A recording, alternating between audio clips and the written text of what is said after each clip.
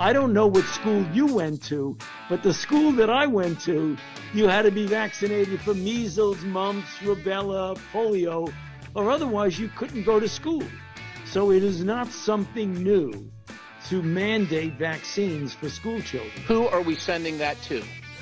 To NGOs and to the United Nations agencies who are using that assistance, not to the Afghan government. As far as this New York Times report stating that it was actually a civilian that may have been killed and that that vehicle may not have been carrying any explosives at all. Yeah, so I would say that the assessment by Central Command is ongoing. Everything's fine. That's right. That's right. It's not as if we blew the hell out of an innocent family in a attempt at a poignant photo op by Joe Biden to CYA as we left Afghanistan. Mm-hmm. But indeed, that's what exactly did happen.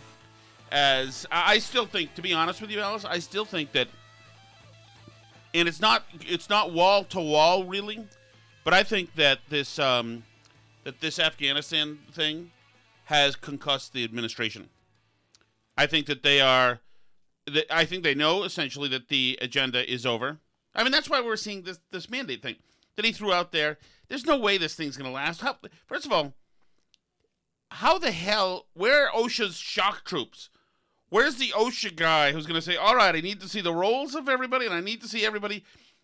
By the time this gets done, with the vaccine mandates, by the time this gets going, either it's going to be struck down or going to be in a totally different place. Well, yeah, I mean, I think they're not even. I think just like with the CDC's eviction moratorium, I think they're knowing it's going to get struck down, but they're just hoping enough companies kind of push people to get vaccinated, and people think that they have to get vaccinated for long enough that it will drive the vaccination numbers higher and COVID will go away and then Joe Biden will look good again. I think that's what they're hoping, and I mean, I don't know if it will work or not. I do think that probably some of these big companies are going to try and do it. But I just think that it's so hard to make any kind of case for having, for example, people who have been sick get vaccinated, or people who, have like a religious exemption, right, or whatever else. Like, what are you going to go out and tell people? What about people who are remote? What about you? Your work asked you for your COVID vaccination card or whatever. Like, they're really going to go after people. I just think that most people are going to, draw it out with their work as long as possible and essentially say, like, are you really going to fire me? Are you really going to fire me? Are you really going to fire me? And like run out the clock, because there's no way this will hold up. There's no way that this will hold up. And I think that it's going to be really, really difficult for employers to do the enforcement on this with the labor market the way that it is right now. It's probably actually going to be easier for employers to enforce this on white-collar workers, who, to be honest, are probably more vaccinated already to start with. But those are the type of people that are like in a career and are more unlikely to leave their jobs and are more likely to feel the pressure of this. But if you're like Walmart, and you're going to go tell all your employees to go get vaccinated, they'll just work until you pressure them on it so much, and then they'll quit and get some other job. They'll work there until that job notices they don't have a vaccination card, which, like, you've worked at places like that too. Like, you can get by without HR really checking all your documentation in jobs like that for a while, and it doesn't really care. You can switch between them. You'll probably make more money if you switch between them anyway, because they're all paying so much right now. And, like, those types of workers, that's who you really need to get vaccinated, because those are the groups. It's more like people that don't have health insurance that aren't vaccinated yet, lower income people. Like, there's really not a lot of low hanging fruit amongst the white collar workers that are going to feel the pressure of this enforcement, in my opinion. Right. But yeah, I don't see how there's a way that this holds up legally coming from the government. Right. And that's it. We're even, and you got to it just a moment ago. We're not even really talking about the fact that we're having to use the National Guard to drive school buses now. This is how bad it's getting. If you have people leaving the workforce and just say, all right, that's fine, I'm out of here. Or if you fire them.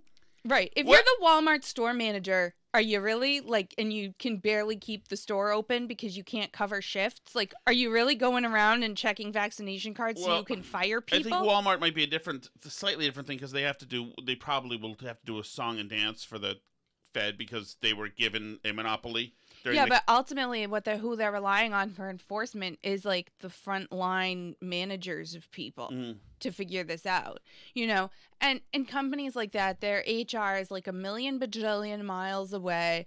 They'll want people to upload some kind of card. Are they going to run that card through a database and make sure seriously that it's a real card and not a fake one? I mean, I don't see this being seriously enforced. I don't see it seriously bumping up vaccination numbers. I mean, I can see hospitals and healthcare places getting serious about this because they've done flu shots. Because they've done flu shots in the past, but with the big caveat that they're having a really hard time keeping staff too. There was was it in upstate New York where a hospital isn't offering maternity services in their maternity ward right now? And that's also the untold story of all these places. We keep seeing stories like so-and-so didn't get treatment because there weren't enough beds for blah, blah, blah. Well, what's a bed? A bed in a hospital isn't literally a bed. Is it not? It's a staffed bed. So, like, you can have more ICU beds. An ICU bed isn't like a special kind of bed. An ICU bed means that you have the space and staff to maintain ICU coverage of that person. If you add some ICU nurses, you can have another ICU bed. That's the problem. And so, like, there was this story recently about the guy that they had to call around to 43 different hospitals in Alabama because, that they didn't have enough ICU beds for his special cardiac treatment that he needed unrelated to COVID because everybody was full of COVID. Well, all the ICU beds were full of COVID. Then at the bottom of the article, there's this little paragraph that goes, the hospitals work with the government in order to create more ICU capacity when they're under strain, but right now they can't because they sent away all their staff to deal with Hurricane Ida. Oh, well, that's a little bit of a different story, isn't it? And maybe if you weren't trying to fire all the staff for not getting COVID vaccines, then maybe, just maybe, you would have enough staff to create more ICU beds so you wouldn't have these problems. The staffing is a big, big issue with ICU capacity. And it's not getting talked about enough that what Joe Biden is doing right now with this mandate is absolutely going to do it. But, I mean, the reason why I say healthcare workers are the only ones that really have the capability to enforce something like this is because they have a history of like making sure people get flu vaccines in the past. We know people that work not in the hospital part, but just at Boston Children's, like in administrative things. And they've had to get flu shots in the past and get the documentation and hand it in, even though they don't like work directly with patients. It's a thing that hospitals have been doing for some years. So they sort of have the HR infrastructure built up around that, whereas like other places aren't going to necessarily have that. It is just interesting. I just as far as minorities go, and it was the left always pounding and always using race at every corner to manipulate it, undergird, and reinforce the history of racism, reinforce that these systems are and were racist, reinforce. And then you ask these people who you've been freaking brainwashing and disincentivizing them to opt into systems now for decades. Now you ask them, total blind trust on this one, guys. And then you chase them around and, we're meeting them where they were. In other words, driving your little Vax trucks to the neighborhoods. It's like they have done everything they can. We tried to push against human nature. Put the ads on NASCAR and on Deadliest Catch for you. We tried, telling the community leaders to tell you to get vaccinated. We tried making cute little rap song commercials to get you vaccinated, but you didn't do it, so now we have to get you fired. Like, that's what it escalated to. That was the best they could do. That's part of it, but also, Alice, I mean, I am just anecdotally, I am somebody myself who has I've used the healthcare system when I've needed to. I never had anything really wrong with me, really, whatever fat guy stuff there is. But other than that, I've always had a PCP as a young man. I always had health insurance back when I definitely didn't need it, and it was a young man and all that stuff, etc. So I use the healthcare system just here and there, whatever. I do not have a history of being denied, medication for syphilis. They gave me my medication for syphilis, thankfully, Alice. Just not herpes, as you know. No, what I'm saying. So I don't have any. I don't have a history. Well, other than different subject, but anyway, personally, with distrust of the healthcare industry. But now I distrust more than ever. I was just listening to a podcast talking about the FDA and the CDC. I knew nothing about the FDA 2 years ago. Now I know I don't trust them, and I think they're incompetent. The same thing goes with the CDC. I think they're a political apparatus. I don't trust any of these people. I got the vaccine really because you said to get it, and I know you read stuff, and that's really it. So I have almost zero trust. So if something happens to you, it's my fault now. Oh yeah, I'm fine with it though. I'm fine, believe me. But like I have a privileged American life, Alice. I believe by the intersectional tables, that's true. And I don't trust these people.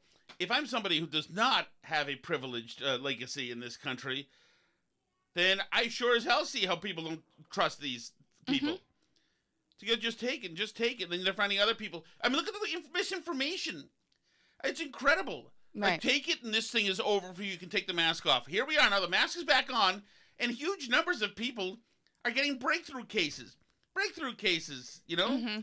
Well, there's breakthrough cases and there's breakthrough cases. So I know you talked about this a little today because today you did in Connecticut this Connecticut college stuff. Well, I know. Okay. And like these colleges are ground zero for breakthrough cases because they have like 95+%. In the case of Connecticut College, it's 99% of the students are vaccinated, and they're testing them all, asymptomatic or not, twice a week. So you have to be vaccinated, and then you have to get a test twice a week, and they keep getting breakthrough cases. Well, like, yeah, because your body breaks down the virus, and there's little bits of virus that the test can still detect. You might have never been sick. You might have never been able to pass it.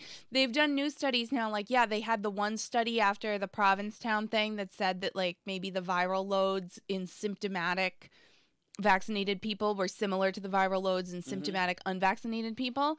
Well, but then there was a subsequent study that happened that showed that at the same viral load that there's less actually viable living virus. They tried culturing the viruses from both vaccinated and unvaccinated people, and they can't culture nearly as much at the same level of viral load that they can from unvaccinated people. So the ultimate truth is that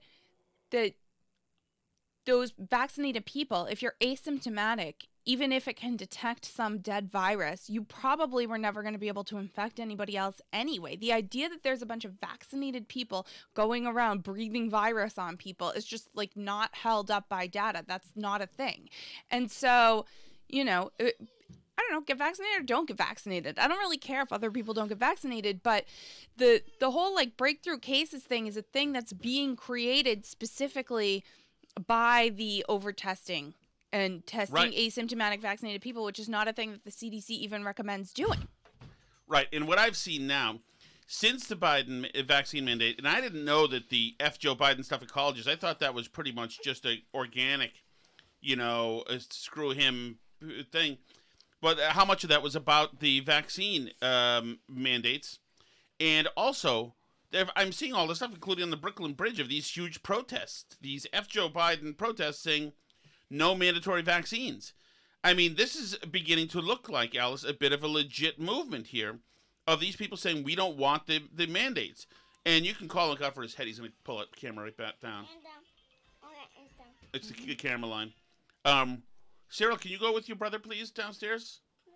Cyril. I think it's fine. Okay, but he can get you milk. We have milk now, Cyril. James can get it for you if you go downstairs. Do you want to go downstairs and get a milk? Okay.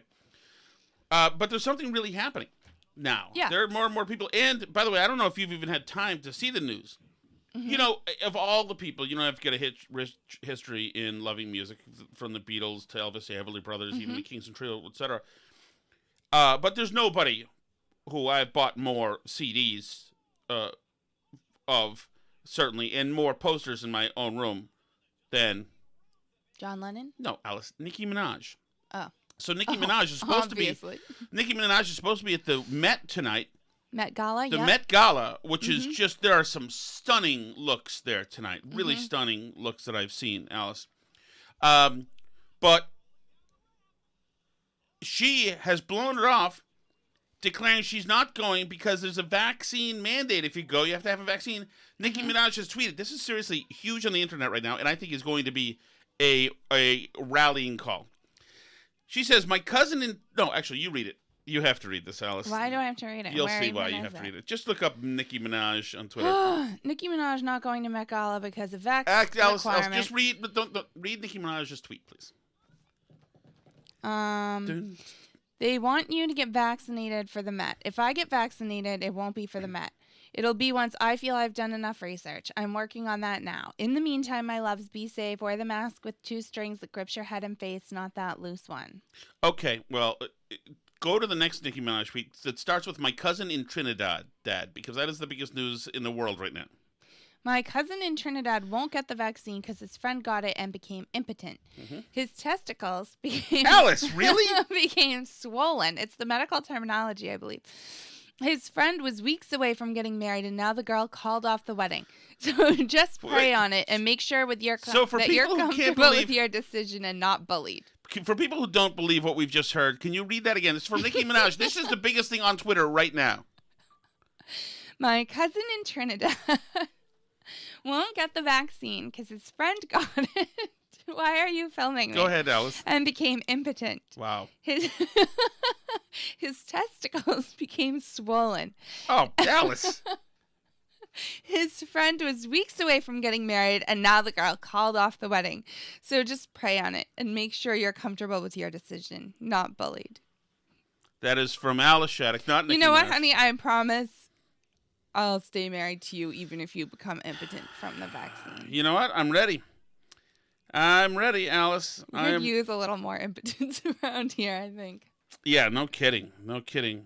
But no, I mean, well, she's gonna get blasted, obviously, by everybody. She already has been. And called a Nazi, I assume. And I don't know. A So white it's interesting supremacist. because I saw earlier today, I hadn't seen this because I was like caught up with stuff later in the day, but I did see earlier today that Kylie Jenner's not going to the Met Gala, and she said like, see you next year, and she didn't give a reason, but I wonder if that's why too. Really? Yeah. So it's just interesting because, yeah, I mean, I think a lot of people have doubts, even though they know they're not like allowed to say this stuff out loud about having doubts, you know. But Nicki Minaj apparently doesn't know she's not supposed to say this stuff out loud, and I assume she's going to get told soon. The tweets will be deleted, and she'll issue a big apology and get the vaccine on camera. Do you for think all so? of us. It's interesting. I'm looking to see if she's trending, and she isn't. That is Well, absolutely. because she's a Hollywood person who wants to like still have opportunities. That's the thing, you know. I mean, maybe I'm wrong. I don't know that much about Nicki Minaj. Maybe she's so big, like Joe Rogan or J.K. Rowling, that she's just like uncancelable. But I mean, I don't know. I think that this is going to be a situation, Alice. I think that people don't like being told what to do. And It's true. People don't like being told what to do. You've got people, a diverse-looking group of people walking over the Brooklyn Bridge protesting this. Mm-hmm. People don't like it, and it's inconvenient, especially since health experts are saying we really need you to. And Joe Biden wants you to. But hey, by the way, then this is why this is in a sense kind of fantastic. How wonderful is it? How wonderful is it? Joe Biden telling everybody, he just got up there and threatened everybody. He's losing patience with us. We're losing patience with it. Go on, do it. He's had enough. You have been telling me now for at least 4 years that old white men have done enough damage. Mm-hmm. Now you got this guy, this one up there, telling you, pushing you around, especially if you're somebody who's healthy and young. I say, sow what you have reaped, left. This is fantastic to watch. I want to see the left absolutely cannibalize itself and watch this. I mean, the guy's ruining the country anyway. I mean, there's not anything that he's not doing that's not like, not only doesn't suck, but isn't just horrific. If you watched John Kirby today, answer the question about why we had to drone strike and kill an random family and pretend that we had just stopped a terrorist attack out loud. The amount of time, I thought he was so stuck answering the question. It was the third volley. He had two other reporters had asked about it, and he couldn't get away from it. And the third one said, well, I want to piggyback first before we go any further. And I thought that he was going to walk off. But he's leaving. He's not going to answer. As far as this New York Times report stating that it was actually a civilian that may have been killed and that that vehicle may not have been carrying any explosives at all. First and foremost, what is your response to these articles that were written? And then also, if there's no longer any military on the ground, how is this investigation being conducted? A great question. It's our over-the-horizon capability. Right, yeah, investigations, absolutely. We're using our Afghan government, they call the Taliban now, our Afghani government, resources down there. Into the incident. Yeah, so I would say that the assessment by Central Command is ongoing, and I'm not going to get ahead of that. The strike was taken to prevent an imminent attack on the airport. Oh, sounds like he believes it, huh? Mm-hmm. The assessment by Central Command is ongoing. Well, no, it's not. There was a really quick affirmative assessment about 10 days ago that said we whacked a bunch of ISIS dudes driving to the airport, or Al-Qaeda, whatever they were, driving to the airport to kill people. That assessment was done. It was out there. And then it turned out some of them were like 6 years old. Right. Psaki was spiked the football. Joe Biden spiked the football. It was just part of the historic airlift that we had done. We did a historic airstrike and a historic airlift. It was all historic everywhere. Remarkable. And this guy has zero... He's not going to get ahead of CENTCOM. I'm not going to get ahead of... Right. Man, what a time. What a time. And Blinken, of course, can't help himself either. He calls the Taliban now the Afghani government. It is not. So your testimony earlier is that we're sending taxpayer dollars to Afghanistan right now for humanitarian relief. Who are we sending that to? To NGOs and to the United Nations agencies who are using that assistance, not to the Afghan government. Not to the Afghan, the Taliban government. Yeah, that's right. The Taliban. That's right. Yeah, the Afghan government. We don't consider them legitimate. This Afghan government. No, we didn't install them at all and give them an army. And imagine the news media coverage of Trump's dumb call with the Ukrainian guy about it would be great if you could find some corruption with Joe Biden, and how much we had to hear about that. And Joe Biden just literally on a call with Ghani told him to lie about how well the holding back the Taliban was going so that he could still have his 9/11 photo op. Mm-hmm. It's really important that you, whether it's true or not, make sure. And where's been, CNN's breathless coverage of that phone call?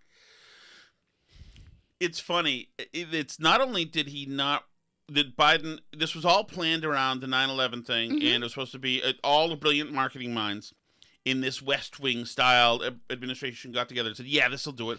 And Blinken, all the high fives. And of course, the military guys were just as scared.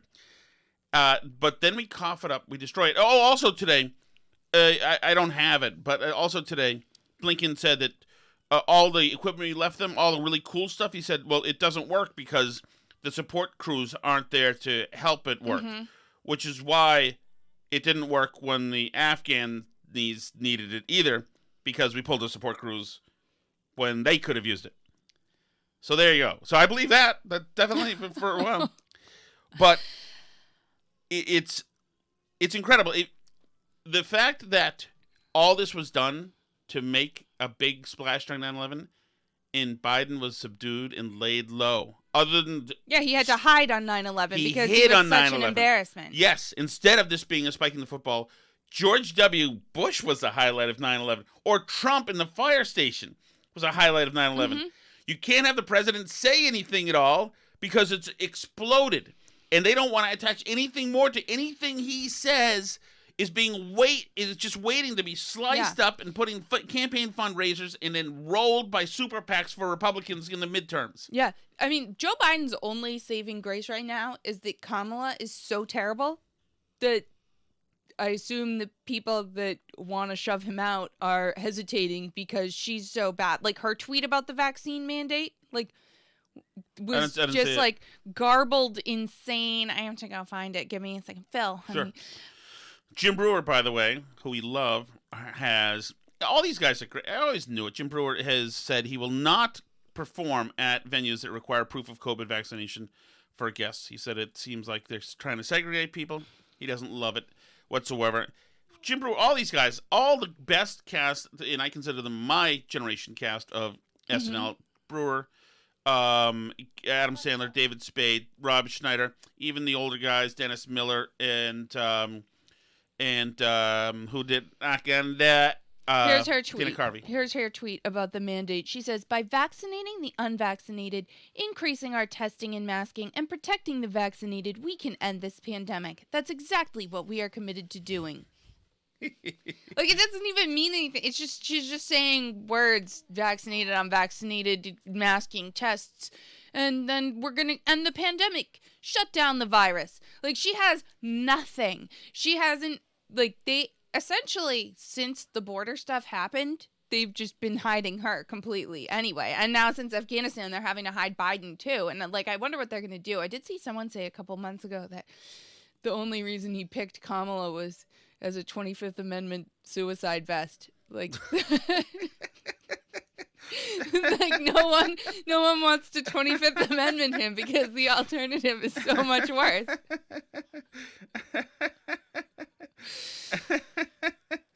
So, yeah, and the thing is, it's like, we're still, like, it's not the time for the mandates with the vaccine because we're still figuring out information on the vaccine. Like, they don't even know this stuff about the boosters right now. Like, how can they be mandating shots when they don't even have the information to know who should get boosters and who shouldn't? And the White House now went out on a limb and said that they're going to have boosters 1 week from today on September 20th. Joe Biden announced it. And the FDA is saying the CDC hasn't given us any data that we can base that on. We can't approve that because we have no data that says that that does anything. You know, they have it for high risk people, for immune compromised people and whatever.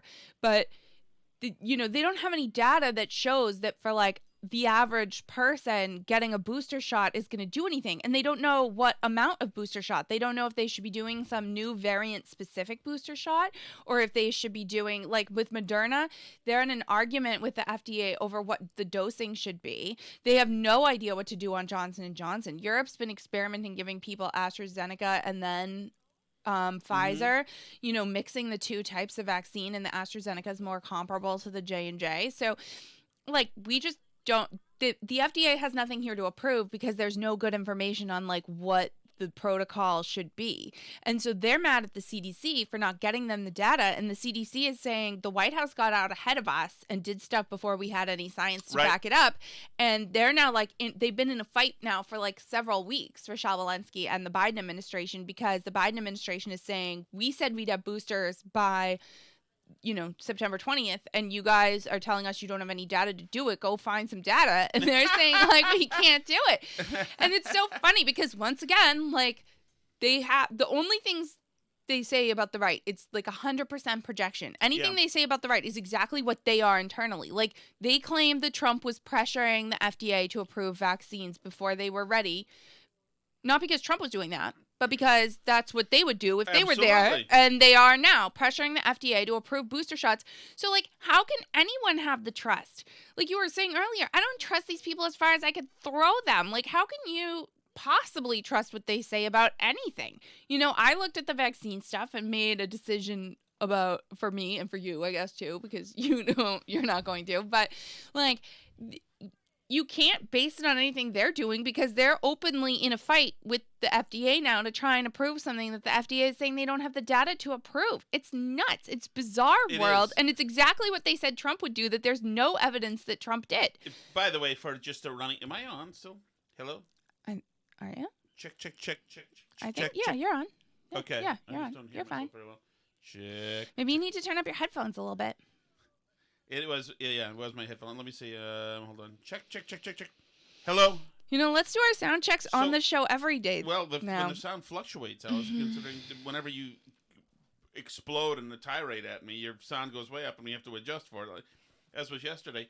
There's just this great picture. This is live. We're tracking live the Met Gala, and AOC has walked in looking absolutely gorgeous, of course, but wearing a beautiful white gown saying "tax the rich."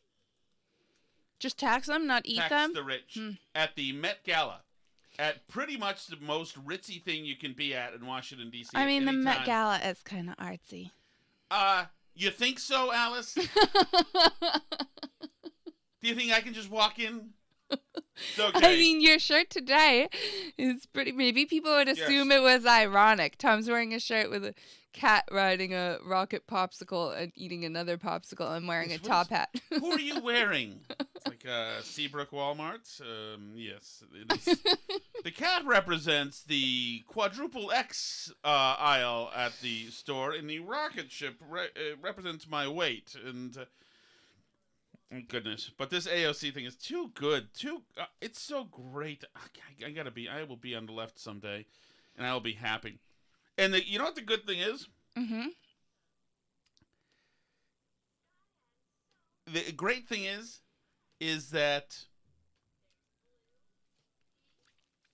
it is such a it shows you this is who she wants to be. She is beautiful. So she wants to be glamorous and beautiful and get to walk around like a revered princess at this beautiful people's ball. Mm-hmm. And she gets to. But her only price of admission is the only reason she got there is because she talks and acts like a little socialist. So she has to wear a socialist graffiti on herself in order to, it's her like little nod to, oh, you know what I mean. But she gets to be who she really wants to be. Mm-hmm. Which is the super celebrity queen bee. Oh, of course. Yeah. Every time I like catch some little glimpse of celebrity culture, like we were having to see stuff about whatever the thing was last night, the VMAs. I'm like so glad I don't care about anything about celebrities, pretty much. You know? It's the like whole when thing I see them all at their party and like Machine Gun Kelly gets in a fight with somebody else about Megan Fox's naked dress, or like I'm so happy that I don't have to be emotionally invested in any of that. Well, the whole thing that I found is that it's so desperate. Please love me. Look, I'm preening now in my princessy dress. That's like the way too over the top. It's just an ornament I'm wearing. Please love me and say that I'm beautiful and find me beautiful. Mm-hmm. Love me on the red carpet. I'm here to please accept and love me. Look how dazzling I am. Please love me, please. It's like it's so craven. The entire thing. I would like the gift bag. There's no doubt about that. It's craven, of course. I'm. Oh, here I am. I'm back. Hello.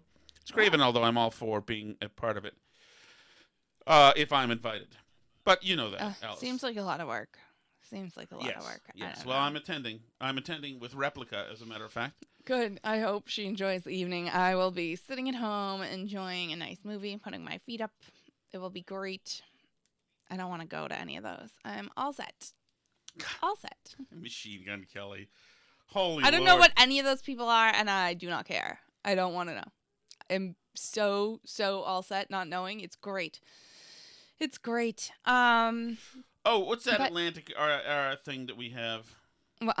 So the Atlantic thing that I have is about the hospitalization numbers from COVID, it's been interesting because part of the thing with COVID in this Delta round has been that it's like, and I've heard a few people comment on this earlier before this Atlantic article came out, saying like, it's weird because the case numbers are really high, but we're testing a lot, right? So we're seeing like lots of breakthrough cases, but most of those should be mild. And we're seeing kind of high hospitalizations compared to previous waves, but lower deaths. Mm-hmm. And I think this article goes a little bit of a ways towards explaining some of that trend, which is that not all the hospitalizations are actually for COVID. Because now hospital protocols are that they test everyone that goes to the hospital. Right. And so you might incidentally test positive for COVID, but not be there for that. So there was earlier this year, and I think we had talked about this on this show, there was a study that was saying that like some 40% of the pediatric hospitalizations were not for COVID, but with COVID. Which is a huge freaking difference, which is what's driving one of the narratives here. Yeah, so now they've tried to do one where they've looked at adults. And so they've checked, the way that they did this is they looked at the hospital admissions records for 50,000 hospitalized COVID patients at 100 VA hospitals. So it's only VA hospitals, so it's not necessarily a representative sample, but it should give you some idea. And they looked at what percentage required supplemental oxygen or had recorded in their data a blood oxygen level below 94%, which is the National Institutes of Health definition of severe COVID. And so if they didn't have any of those, they classed the case as mild or asymptomatic. So they found that the proportion of mild or asymptomatic disease before vaccines was 36%. But from January through June of this year, after we had vaccines, the number of asymptomatic hospitalized cases rose to 48%. So out of the COVID cases we're seeing in the hospital now, in adults anyway, in the VA system at least, about half of the COVID patients that are in there never met the clinical definition for moderate to severe COVID. Whereas before it was only like a third of the people were in there incidentally, right? God, so the like misinformation is remarkable. I mean, but it's interesting, and I don't know how you would have got at that information before, because obviously, like, you want it recorded in somebody's hospital file if you have them here in the hospital and they're COVID positive, right? So, I mean, it counts as a COVID case, and they are in the hospital, so that's not misinformation in that sense, if that's just on your COVID dashboard as raw data. But there's more context to that information, and it's not really, and it's interesting to see how that number changed. Last year, a third of the COVID hospitalizations were not severe COVID. And now this year, since we've had the vaccine, only half of the COVID, or I guess it's up to half of the COVID hospitalizations aren't severe. So that's good news, actually. And it actually goes to explain some of the higher hospitalizations we've seen are not actually COVID hospitalizations. So it could be a couple things. Like when we saw it with the kids, a lot of the kids were in the hospital with RSV, because we had an RSV spike in the summer that normally we would have seen in the winter, but we didn't see it in the winter because all the kids were locked in their houses. And then, but Alice, you said that this information would have been hard to get. You know, had all of these huge health institutions. I don't know if it's the CDC or the NIH or whatever it is. One of these bureaucracies should have this information and have it out there, unless, of course, they could get the information, but they think it works against motivating people into doing what they want them to do. Which is get vaccinated, of course. And mask up and everything else. And I think that, you know, in the case of a lot of people, I think that it's even more of a just like base human instinct, which is like, we've talked to people, you know, who have said, who like work in hospitals and are like, oh my gosh, we're being overrun by Delta variant. Like, just because people like to feel important and cool, and all these like hospital people felt so important and cool last year when they were heroes and people were going outside their apartments in New York and cheering for them every day and everything else. And they were doing TikTok dances and they felt so special and wonderful, right? And like, I mean, it's obviously hashtag not all nurses and doctors, right? A lot of them are great people who are just doing their jobs, but these ones that go out there and talk to the media, and I think the media needs to be a lot more suspicious of these people. Like, there was one story I showed you a couple of weeks ago where it's like CNN found the same doctor in Texas twice, who both times is overrun and like so dramatic. And like, I mean, you got to stop going back to these people that clearly have like psychological issues and a need for attention, because they're not an accurate source of information. There are just some people out there who like want to be on TV and are going to say fantastical things and act like the sky is falling. This is not the situation that it was in New York last spring. In that case, the hospitals were under dire straits. They had people dying of pneumonia like all the time in the hospitals. We are in a very different situation now, and it's more complicated. I mean, like, sure, if people are sick from something else, having COVID probably complicates their situation. And, you know, I'm sure it is tough. I'm sure there are a lot of people that haven't sought medical treatment for stuff over the last year that should have sought medical treatment for stuff before now. I'm sure hospitals are being overrun for lots of reasons, like for Hurricane Ida, like in that Alabama story that they mentioned in at the very end in the last paragraph of the article that all the staff is sent away to deal with Hurricane Ida. You know, they're short-staffed because, and you know this because you were talking to hospitals last year when you were at the newspaper, right? They're short-staffed because they were laying people off because they couldn't make any of their normal money because they had to cancel all the elective procedures, right? So they were struggling financially, all these hospitals, and laying people off and getting rid of people. Now they're gearing back up to their normal method of business, and they're short-staffed. You know, there are a lot of reasons why the hospitals are crunched right now, and it's more complicated than, like, you know, a ton of people are dying of COVID, clearly, because the percentage of people that are testing positive for COVID that actually have severe COVID is going down. You know, so this Atlantic article was a good look, I think, at the actual situation and trying to tease out, like, what's really going on here. Why are we seeing all these hospitalizations? Is it all just because there's, like, this wave of COVID? And it's not really necessarily true.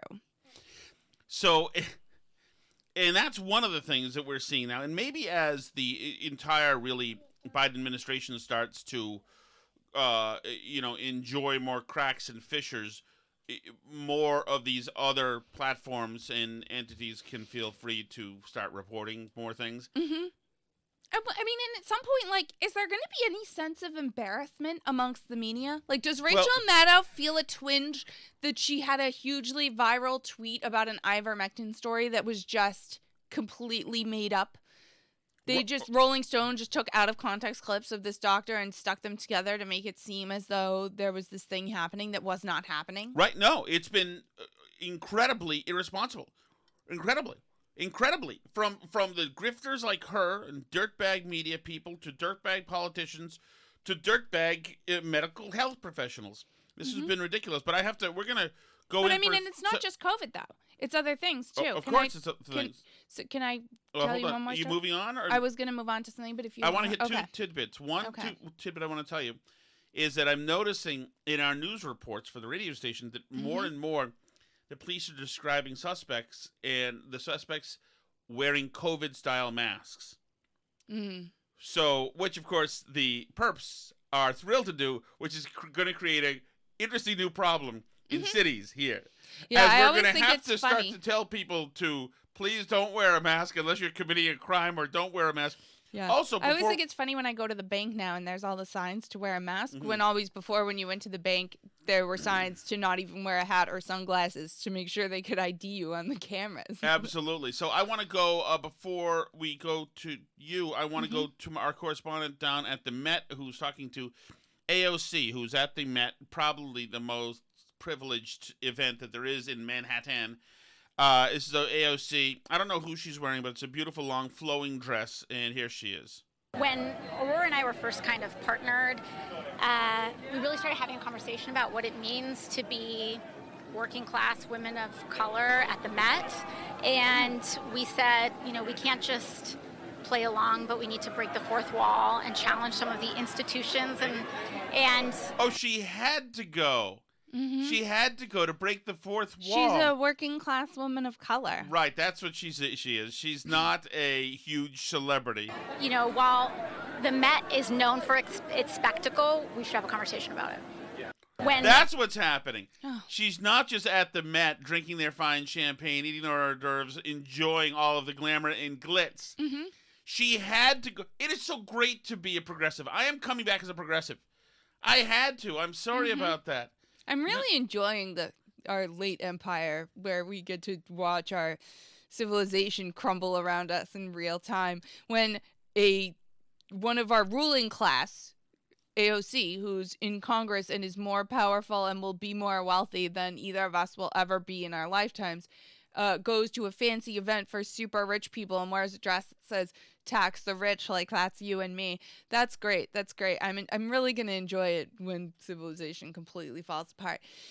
Total insanity. But I was just gonna comment on another case of media malpractice that I happened upon today, wherein NBC News was reporting on a fantastic analysis by a moderate group called Third Way about crime trends in the country, because you may have noticed there's been somewhat of a narrative that there's been a problem with crime. over the last year. I have noticed, yes. So, and you probably thought that narrative was based on some reality, but it turns out that it's not actually based on any reality, because an analysis by moderate Democratic group Third Way runs counter to popular perceptions of rising crime nationwide. So today, as Republicans revive familiar warnings about out-of-control crime in pursuit of regaining power, the prominent moderate group Third Way has a different message for the party. Don't take the bait. It's a lie. A new report by Third Way digs into the numbers and concludes, contrary to the media narrative, overall crime decreased in 2020 compared to 2019. The study shows that homicides went up last year, but found that category to be an outlier. Yeah. Come on. Yeah, the homicides category, nobody cares about that category. It's not. Yeah, nobody dies in homicides. Tiny detail. And they had an analysis of 22 different states, and they couldn't find any difference between red and blue states, including red states like Massachusetts, because they categorized the states red and blue based on who the governor was, which I think makes perfect sense. That's absolutely totally deep red Massachusetts. Yes. So, they're saying they're really seeing scant evidence of a crime wave. There seems to be a hysteria that began about a year and a half ago to try and convince Americans we're undergoing a crime wave. At a certain point, we wanted to look up what the actual data was, and it just doesn't bear up. I keep talking to, dozens of people every day on the phone in Connecticut who are just upset about the lack of crime happening, especially new crime in communities that weren't used to having been beset by crime. Yeah. Experts who study crime trends say that the Third Way findings, including a drop in crime with an increase in homicides as an outlier, aligns with their own research. I'm watching a guy beat the crap out of a 77-year-old female in New York right now on Twitter. Oh, okay. Who got away with her stuff, her bag. He took in her Bible, so that's a nice touch. And then it does have this paragraph towards the end. The increase in homicides is a more recent phenomenon that got worse during the pandemic and after the police murder of George Floyd in May 2020. There are theories about why that happened, but researchers say it isn't clear how these factors affected crime. So can't be. Alice, you know what? Can't tell. Teeny little detail homicides are up. So, and I think that's interesting because it's harder to fudge a homicide. Like, they can just not prosecute shoplifting and then claim that crime went down because the shoplifting just vanished. Like, a lot of places stop prosecuting shoplifting. They just don't, That's right. Violent crime is up as you've said, including the AOC's district. But you know what? When I think about that just crime, homicides, that's just an outlier, though. When the homicides are an outlier. All the other crime is down. The burglaries are way down. It's just the homicides. Well, but you know what's more powerful than the homicides that are happening in marginalized communities? You know what's more powerful? Taxing the rich? Yeah, eat the rich. Eat the rich. Very close, Alice. You're Very right. Close. Eat the rich is what I say. I say that because I'm a really good person now. I'm going to go somewhere nice, and I have a thing that says eat the rich. Although I probably shouldn't have a thing that says eat the anything just because of my disability. Well, in Germany, they're working on a ballot referendum. It's a non-binding referendum, but on whether they want to start seizing property from landlords because the rents are too high. So stuff's going well there, too. That's great. Anyway, you can find us on Twitter. We are at Burn Barrel Pod. We're also at Facebook.com/Burn Barrel Podcast and BurnBarrelPodcast.com. You can find us on, where else can you find us? Gab, on Locals, Parler. along with Jerry We're Callahan. on Locals, just like Jerry is. It's true. You were there see first. Videos of our chickens. You can see Tom attached by a chicken on our Locals page, actually. Lots of cool things happening there. Patreon, burnbarrelpodcast@gmail.com.